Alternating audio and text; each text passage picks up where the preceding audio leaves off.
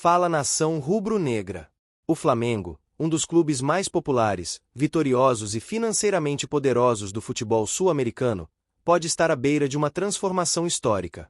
Pela primeira vez, de maneira estruturada e oficial, o clube começa a discutir internamente mudanças no seu estatuto social que abririam caminho para a possível adoção do modelo de sociedade anônima do futebol, SAF, ou seja, a conversão do Flamengo em uma empresa com fins lucrativos e participação acionária.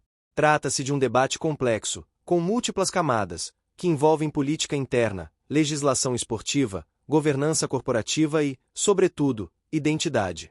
Afinal, o Flamengo, como clube associativo, pertence a seus sócios. Mas, como SAF, ele passaria a ter uma estrutura empresarial, podendo receber investimentos diretos, vender percentuais de controle e operar como uma empresa de capital aberto. O que está em jogo não é apenas o modelo de gestão, mas a forma como o clube se enxerga no futuro. A discussão, até pouco tempo considerada improvável dentro da Gávea, ganhou força silenciosamente ao longo do último ano. Com o sucesso de modelos como o do Botafogo, John Textor, Vasco, 777 Partners, e Cruzeiro, ex-Ronaldo, além do crescimento das SAFs em outros mercados, como na Europa, com Red Bull, City Futebol Group e outros conglomerados, a possibilidade deixou de ser tabu. E agora, com a proximidade de eleições presidenciais no clube e a pressão por modernização, o tema entrou de vez na pauta política rubro-negra.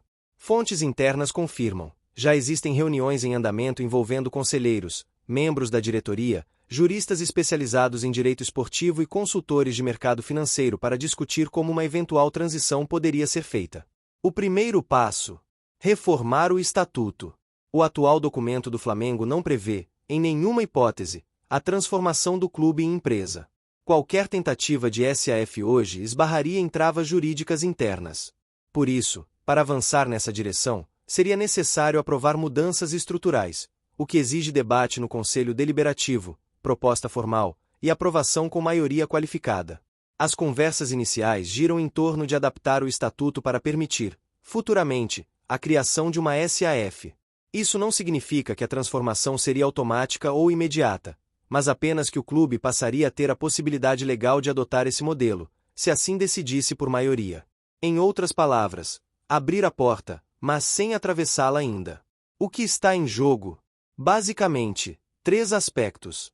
Governança. Uma SAF é obrigada por lei a seguir padrões de transparência, auditoria e governança corporativa muito mais rígidos do que os exigidos de clubes associativos.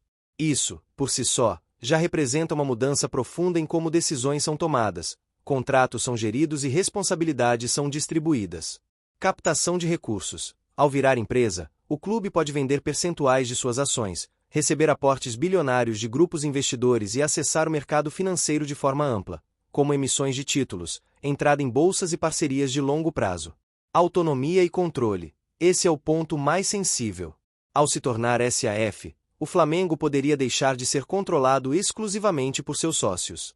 A depender da negociação, investidores poderiam assumir o controle acionário, com mais de 50% das ações, e passar a decidir os rumos do clube. Esse é o principal receio dos setores mais tradicionais. Do outro lado, os defensores do modelo argumentam que a SAF não precisa significar perda de identidade. Pelo contrário, seria um caminho para tornar o Flamengo ainda mais forte, profissional, blindado contra a ingerência política e capaz de competir em nível global com clubes europeus.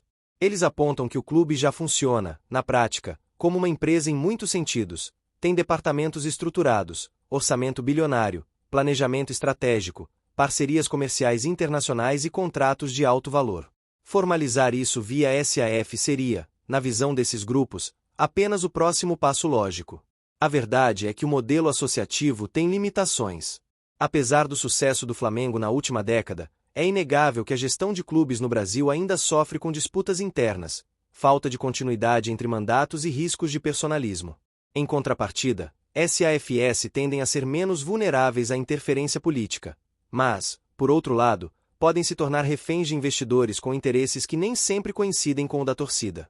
Vale lembrar que a lei da SAF, aprovada no Brasil em 2021, prevê uma série de salvaguardas para evitar que clubes históricos sejam destruídos por más gestões empresariais. Ela obriga, por exemplo, a manutenção de compromissos com dívidas anteriores, respeita parte do patrimônio imaterial do clube, como cores, escudo, nome, e estabelece regras para a relação entre a associação original e a nova empresa. No caso do Flamengo, o tamanho da marca e da torcida faz com que a eventual transição para a SAF seja ainda mais complexa. Estamos falando de um clube com mais de 45 milhões de torcedores, contratos milionários, protagonismo esportivo e uma cultura de pertencimento muito forte. Qualquer passo nesse sentido teria que ser conduzido com extrema cautela, participação ampla da torcida e total transparência. E é justamente isso que os setores mais conservadores exigem: que o debate seja público, amplo, técnico e, acima de tudo, responsável. Que não se transforme em uma briga política, nem em um processo de oportunismo para vender o clube em troca de promessas financeiras. Para esses setores, o ideal seria manter o Flamengo como associação, mas aprimorar seus processos internos, garantir mais transparência e proteger o clube de interesses externos. Por outro lado, os defensores do novo modelo reforçam que, sem capital massivo e gestão moderna, o Flamengo pode ficar para trás.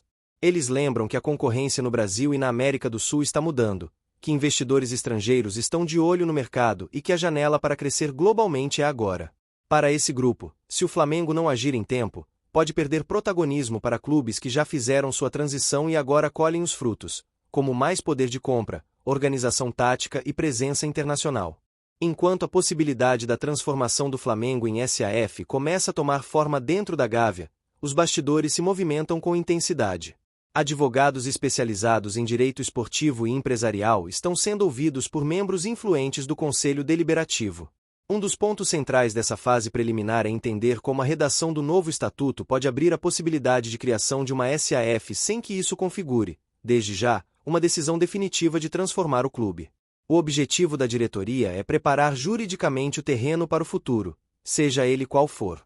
Uma proposta em estudo prevê a inserção de dispositivos no estatuto que autorizem o Flamengo, mediante deliberação específica futura, a constituir uma empresa com fins específicos para administrar o futebol profissional.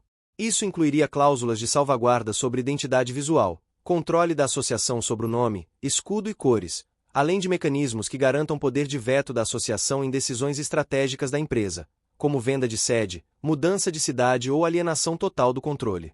É importante destacar que mesmo no caso de SAF, o Flamengo, enquanto associação civil, não deixaria de existir. O que se desenha é a possibilidade da criação de uma SAF 100% controlada pelo clube, em um primeiro momento, que poderia ser parcialmente vendida a investidores estratégicos no futuro. Esse é o modelo adotado, por exemplo, por clubes como o Bayern de Munique, que mantém o controle da sua estrutura societária, mas permite participação minoritária de empresas como Adidas e Audi. No Brasil, casos distintos mostram os desafios e oportunidades. O Botafogo, ao ser adquirido por John Textor, praticamente passou todo o controle para o investidor, e vive um processo de reestruturação. Já o Vasco vive turbulências administrativas com as 777 partners, em parte por conflitos de gestão e dificuldades financeiras da empresa. Por outro lado, o Cruzeiro, apesar das polêmicas com Ronaldo, conseguiu se estabilizar minimamente e voltar à Série A. Cada caso apresenta aprendizados e alertas, especialmente para um clube do porte do Flamengo. Outro elemento sendo considerado pela diretoria é o impacto no futebol de base. Em modelos de SAF, existe sempre a dúvida: como fica a relação entre formação de atletas e objetivos empresariais? A resposta depende do contrato. Em muitos casos, a base continua sendo gerida pela associação, com parcerias operacionais com a SAF. Em outros, todo o departamento passa à empresa. No caso do Flamengo, há a intenção de preservar o modelo de excelência do Ninho do Urubu, que é um dos pilares do sucesso esportivo e financeiro do clube na última década. E há ainda outro componente crucial nessa equação: o torcedor. Como uma SAF impacta quem vai ao estádio, compra camisa, acompanha o time pela televisão e se identifica emocionalmente com a marca Flamengo? Essa é, talvez, a pergunta mais difícil de responder, porque não se trata apenas de economia ou gestão, é uma questão de pertencimento. Por isso, uma das propostas que ganha força é a realização de uma grande consulta pública à torcida. Seja por meio de plataformas digitais, seja por votação direta dos sócios torcedores. A ideia é que, se um dia a SAF for mesmo proposta oficialmente, o processo tenha ampla participação popular, com total transparência sobre seus termos, impactos e objetivos. É fato que muitos torcedores se preocupam com o que aconteceu com clubes europeus após serem comprados por grupos estrangeiros. Em alguns casos, houve sucesso, como Manchester City, mas em outros, como Málaga, a má gestão e o abandono de projetos levaram os clubes à ruína esportiva e institucional. O risco sempre existe, especialmente se não houver regras claras e compromissos contratuais bem definidos. Por outro lado, o potencial de crescimento é real. Com a força da marca Flamengo, uma eventual abertura societária poderia atrair gigantes do mercado mundial, fundos soberanos, conglomerados esportivos, grupos de mídia e até empresas de tecnologia. O Flamengo é visto internacionalmente como um dos clubes mais atrativos do continente, com enorme audiência, engajamento digital impressionante e presença massiva em todos os territórios do país. Um ativo como esse, bem estruturado, poderia se tornar uma potência global. Mas o clube também sabe que não pode se precipitar. Por isso, essa primeira fase de discussão estatutária é tratada como uma preparação. A diretoria quer montar os instrumentos jurídicos e regulatórios para, caso a decisão venha a ser tomada nos próximos anos, o Flamengo esteja pronto, sem precisar correr, improvisar ou agir sob pressão. Outra possibilidade estudada é a criação de uma SAF híbrida, onde o clube manteria entre 51% e 70% do controle, mesmo com venda de participação significativa. Isso permitiria a entrada de recursos sem abrir mão da governança interna. No modelo alemão conhecido como 50+1, algo semelhante ocorre. O clube detém o controle mesmo com sócios investidores atuantes. No cenário político, o tema começa a se tornar pauta das chapas que disputarão as próximas eleições no clube. Há grupos contrários à SAF, que defendem o modelo atual com aprimoramentos na gestão, e há outros que defendem abertamente a transformação como um caminho inevitável para competir com as potências internacionais. Nos próximos meses, espera-se que o Conselho Deliberativo convoque sessões específicas para discutir o novo estatuto. A aprovação de qualquer mudança requer maioria qualificada e, por isso, articulações políticas já estão em curso. A expectativa é de que a primeira versão da proposta de alteração seja apresentada em até 90 dias. Independentemente do desfecho, o que se observa é uma clara profissionalização do debate. Diferente de outros clubes que fizeram a transição de forma emergencial ou caótica, o Flamengo busca iniciar esse processo com tempo, método e debate técnico. Isso é fundamental para que a identidade do clube seja preservada, ao mesmo tempo em que se prepara para os desafios de um mercado cada vez mais competitivo. Por fim, cabe ao torcedor pensar com serenidade: o que é melhor para o Flamengo a longo prazo? A estrutura atual, ainda que vitoriosa, é suficiente para manter o clube na dianteira global do futebol? Ou seria hora de dar um passo estratégico em direção ao futuro, com novos modelos, parcerias e fontes de receita? O debate está lançado. E a gente quer saber: você é a favor da SAF no Flamengo? Acredita que o clube deve abrir essa porta e virar empresa? Ou acha que é melhor manter a tradição como associação? Deixe a sua opinião, compartilhe esse conteúdo com outros torcedores e segue acompanhando, porque os próximos capítulos dessa discussão podem mudar a história do Mengão para sempre.